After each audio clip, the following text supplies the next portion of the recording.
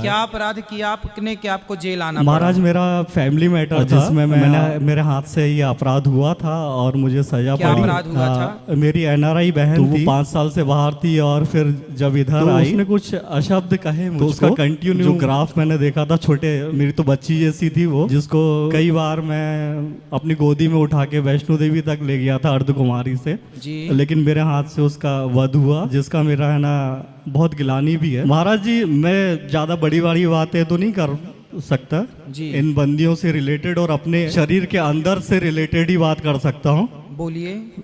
मेरा ये प्रश्न है कि छोटे से हम लोग ने सुना है कि इस आदमी का खून ही गंदा है। महाराज आप ये बता सकते हैं कि खून तो बदला नहीं जा सकता, लेकिन कहीं ना कहीं इसको स्वच्छ या इसकी गुणवत्ता को प्लस तो करा जा सकता है अपने कर्मों से। बिल्कुल किया जा सकता है, अपने जैसे त्याग करके या इच्छाओं को मार के।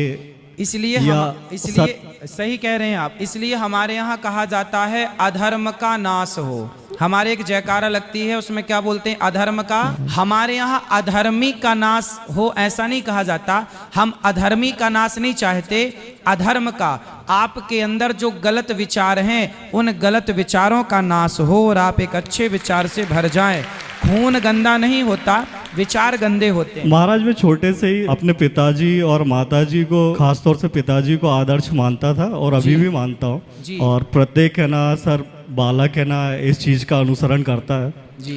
उनकी एक एक चीज को मैं सत्य मानते हुए सत्य के मार्ग में ही आज तक चला हूँ सर। बिल्कुल चलते रहिएगा। आपने जो अपराध किया है उस अपराध का आपने दंड भी पाया, लेकिन अब से भगवान की ही चिंतन, भगवान का ही चिंतन कीजिए। लेकिन महाराज सत्य के मार्ग में चलते चलते हाँ बहुत कष्ट झेलना पड़ता है, लेकिन उसके बाद भी अडिग रहता हूँ मैं यहाँ पे भी। हाँ अडिग तो रहना। सत्य के राह पर चलने वाले राम जी सत्य के मार्ग पर चलते थे, इसलिए तो उन्हें वनवास भी जाना पड़ा। वरना क्या गलती थी राम जी की? क्या गलती की थी? वनवास क्यों जाना पड़ा? तो सत्य के राह पर चलने वाले को गुजरना पड़ता है कांटों से। और एक बात याद रखिएगा कि राम जी 14 साल वनवास ना गए होते, कष्ट ना उठाया होता, तो आज जमाना उन्हें मर्यादा पुरुषोत्तम भगवान भी तो ना मानता ना। इसलिए आप जितना तपते हैं और उस तपन में भी आप सत्य की राह पर टिके रहते हैं, तभी समाज आपकी जय जयकार करता है और तभी आपका यश लोक में और परलोक में फैलता है।